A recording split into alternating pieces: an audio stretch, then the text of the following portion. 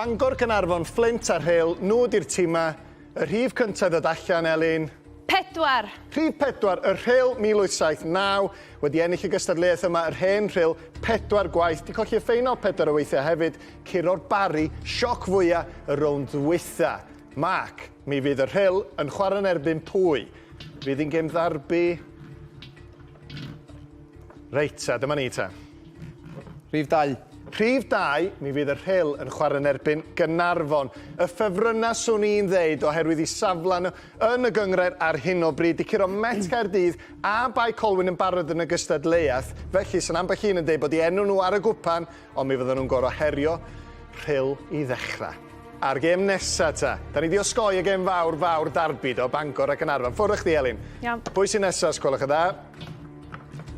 Y gêm yma mae cael ei chwarae'r gea neutral wrth gwrs. Rhif 3.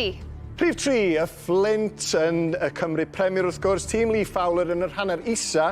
Flint Town United wedi ennill y gystadleuaeth yma yn 1954. A mi fydden nhw'n chwarae'n erbyn Mac. Da ni'n meddwl yn bod ni'n gwybod. Rhif 1. Rhif 1, Dinas Bangor, 1876. Yr hen Bangor di ennill y gystadleuaeth 8 o weithiau. Ffeinal ddwytha, nôl o 2013 yn colli nebyn Prestatyn. Y King Captain, Michael Johnson, wrth gwrs, wrth y lliw. Felly, mae'n gaddo bod yn ddifyr. 2 glwb o'r Cymru Premier wedi osgoi i gilydd. Mae'n gyffroes, boys? Mae'n gyffroes. Be ti'n meddwl fydd y teimladau wan ymysg y tîm yma heno? Dwi'n meddwl, ddigon bodlon, dwi'n meddwl oedd y 3 arall angen osgoi Caernarfon. Rhyl, dwi'n cael neutral mae, ond mae'n dibynnu os da cael gwair neu cael artificial ydy o gofod Caernarfon yn chwarae'n Llandudno. Ond ti'n edrych ar Caernarfon, dymder sgwrn y garfan, mae'n mor ddifn.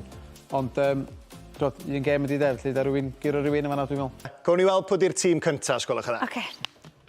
Dyma ni. Rhif 4. Reit ta, rhif 4, clwb pêl-droed Wrexham, nath nhw golli'n y ffeinal llynedd, buddigolaeth o 5 gol i ddim yn erbyn Caerfyrddin yn y rownd ddwytha. Mi fydden nhw, Mark Lloyd Williams, yn chwarae'n erbyn pwy, ysgolwch y dda.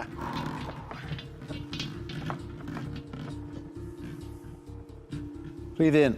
Felly Wrexham yn chwarae'n erbyn Caerdydd, y deiliad, nath nhw giro Wrexham yn y ffeinal llynedd, ennill o 2 gol i ddim yn erbyn y Seintiau Newydd. Mae honna mynd i fod yn gracar. Pwy sy'n nesa, please, Elin?